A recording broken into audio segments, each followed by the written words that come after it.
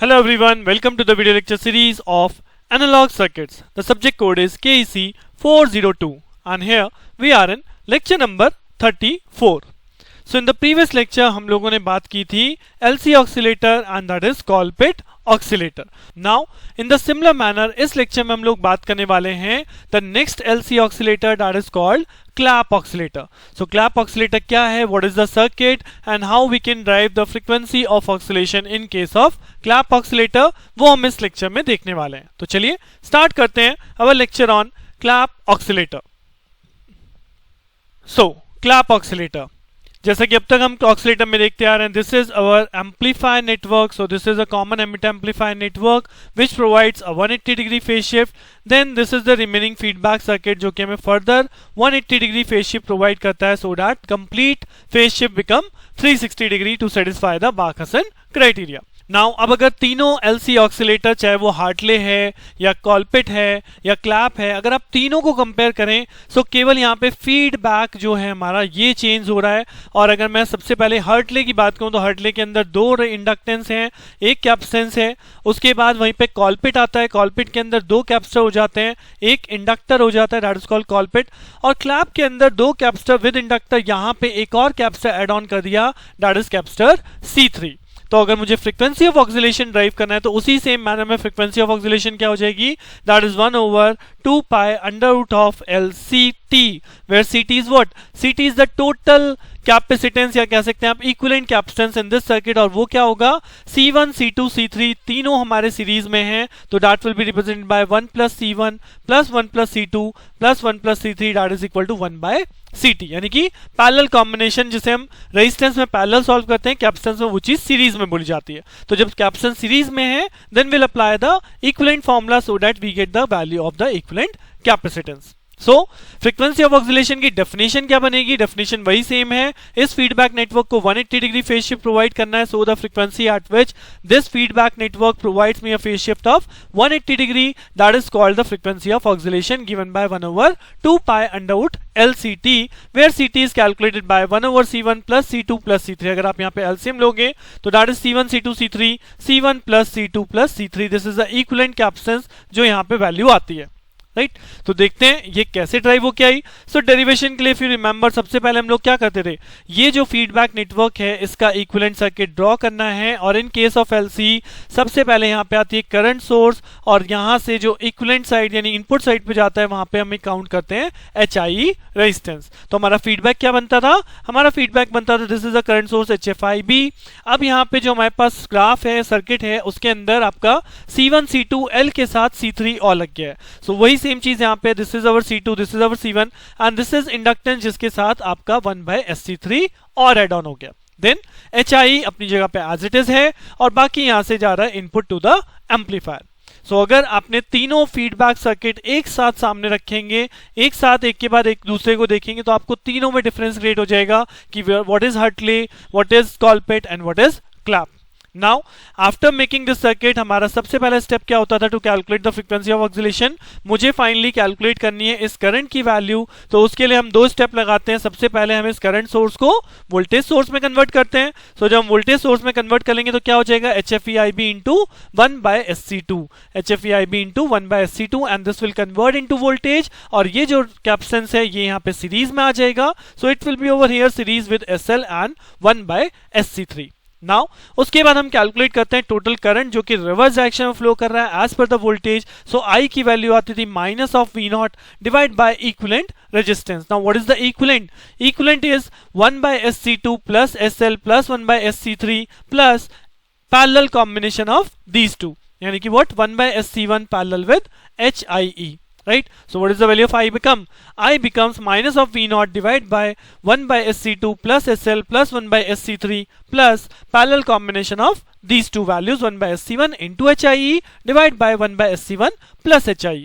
अब इसे सॉल्व कर लीजिए, LCM ले लीजिए. अगर आप यहाँ पे LCM लेंगे तो ये LCM क्या हो जाएगा, this LCM is SC2 C3, यहाँ पे आ जाएगा C3, यहाँ पे हो जाएगा S² LC2 C3 and this become C2, right. Plus इसी तरह से यहाँ पे भी हम LCM लेंगे तो LCM हमारा बन जाएगा SC1 जो कि एक तरह से कैंसिल आउट हो रहा है and this will become HIE divide by 1 + SC1 HIE. Right. उसके बाद हम ओवरऑल एलसीएम लेंगे डिनोमिनेटर पोर्शन में, कंप्लीट मल्टीप्लाई करेंगे। सो यहाँ पे ओवरऑल एलसीएम लेंगे, कंप्लीट मल्टीप्लाई करेंगे तो SC2C3 into 1 plus HI SC1 है, ये वैल्यू आपके ऊपर चली जाएगी, यहाँ पे C3 भी ऊपर चला जाएगा बिकॉज SC2 जो होगा केवल वही पार्ट यहाँ से कैंसिल आउट होगा। देन नीचे टर्म मल्टीप्लाई कर लीजिए तो 1 प्लस HIE SC1 ये आपका इस फैक्टर से मल्टीप्लाई होगा, C3 plus S square C2 C3 L plus C2 से। तो ये मल्टीप्लिकेशन के बाद जो नीचे टर्म बचेगी that is this term.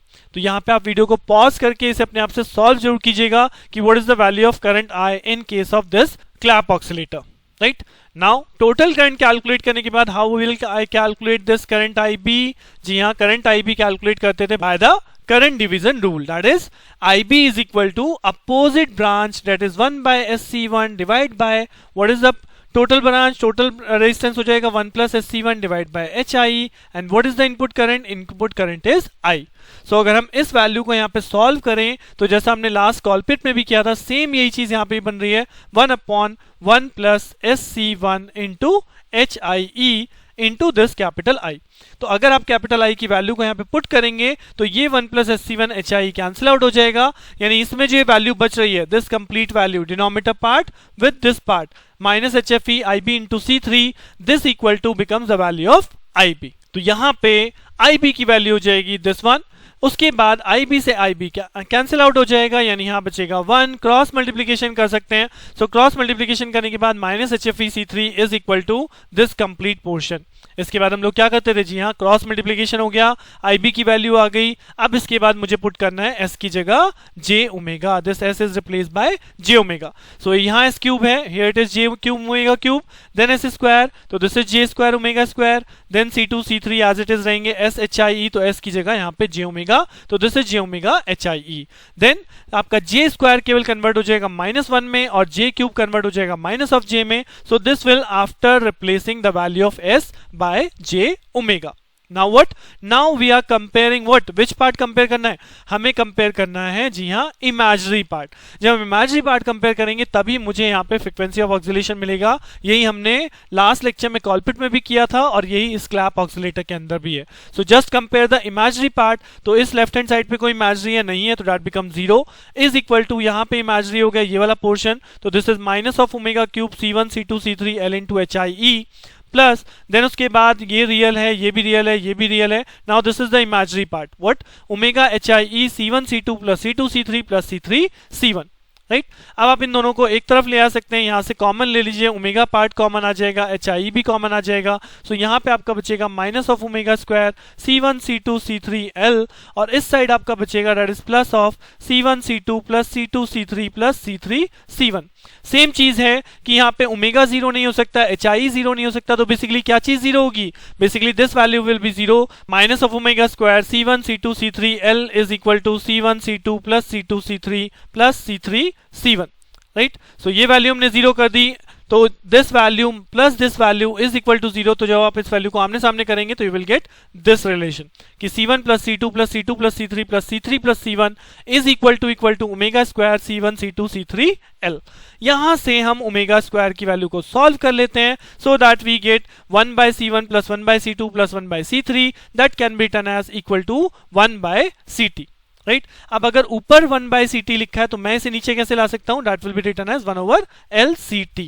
So what we get? We get the value of frequency omega is equal to 1 by under root of LCT, where f is written as 1 over 2 pi under root of LCT, where CT किसकी जगह लिखा है? Where 1 by CT, this is 1 by CT, remember this 1 by CT is equal to 1 by C1 plus 1 by C2 plus 1 by C3। Okay, so this is the derivation of frequency of oscillation in case of clap oscillator, और ये बिल्कुल same to same आपके पिछले oscillator की तरह है। तो अगर आपने एक डेरिवेशन समझ में लिया तो आपको तीनों डेरिवेशन उसी तरह से अपने आप समझ में आ जाते हैं।